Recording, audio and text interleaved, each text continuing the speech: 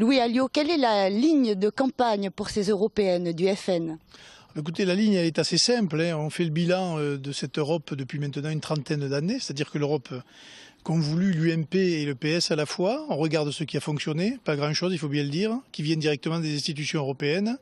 Et puis on dit c'est peut-être temps de s'arrêter quand on regarde le chômage, la misère, la précarité, les délocalisations, l'immigration massive, le problème de l'élargissement de cette Europe-là. On dit stop, on se pose et peut-être on regarde une autre Europe possible, l'Europe des nations, la coopération entre États. Et puis arrêter, je pense, de se faire imposer des réglementations et des textes que nous ne voulons pas. Faut-il le répéter à l'envi? Mais je pense que les Français ne veulent plus de cette Europe-là.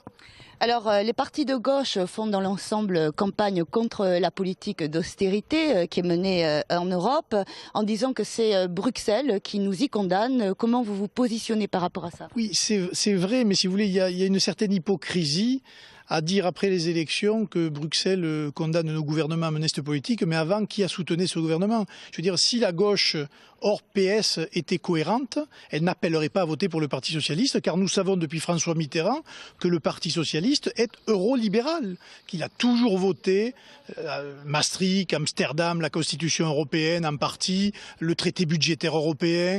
Il a toujours tout accepté de l'Europe et aujourd'hui il vient de nous dire oui mais attention, nous on n'y est pour rien, ce sont les socialistes. Non.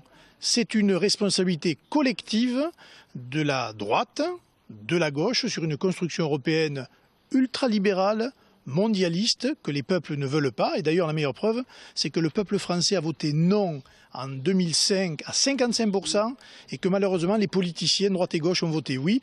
Et c'est voilà avec les résultats que l'on connaît aujourd'hui.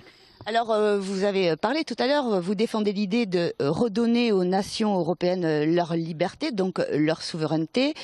En quoi ce positionnement peut aider, en l'occurrence la France, à se redresser économiquement? Est-ce que en s'isolant de l'Europe, la France peut vraiment... En s'isolant, c'est en rebâtissant autre chose. C'est en sortant justement du carcan qui fait qu'aujourd'hui l'Europe est isolée du monde, puisque la zone euro est la zone qui a connu le moins de croissance ces 10 dernières années. C'est bien qu'il y a un problème, qu'il faut en sortir.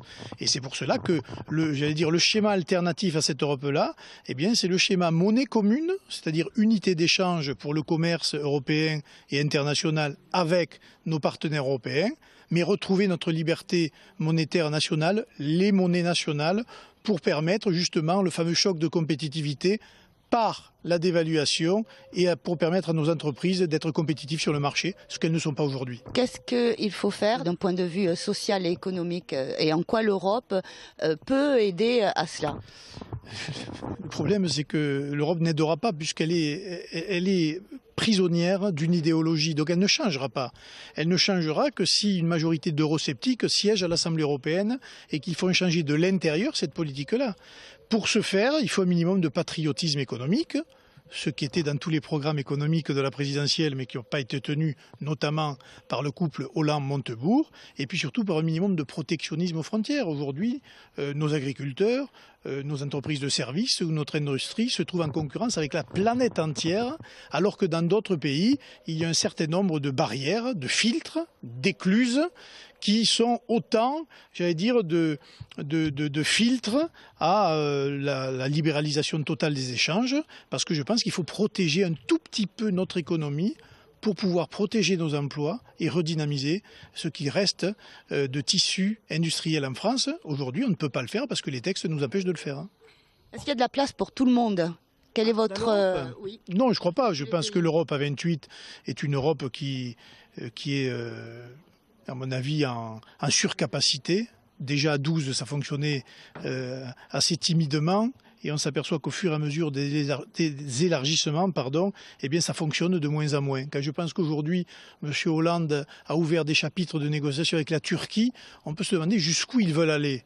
Eh bien, c'est pour cela que je répète, il faut bloquer cette construction européenne, parce qu'aujourd'hui, elle est sur une voie sans issue. Il faut réformer, selon vous, les accords de Schengen? Il faut tout réformer.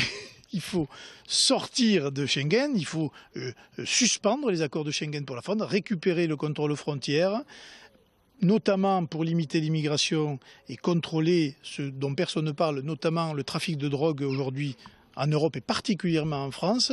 Voilà, il faut récupérer ce que l'on appelle la souveraineté, parce que sans souveraineté, une nation n'est plus un pays libre, tout simplement. Quel score espérez-vous obtenir? Écoutez, il faut toujours se méfier des sondages. Je pense qu'ils seront supérieurs à ce que nous avons connu en 2009. Mais on nous donne, on va dire, au-dessus de 20%. J'estime que c'est quelque chose qui serait très positif pour la suite.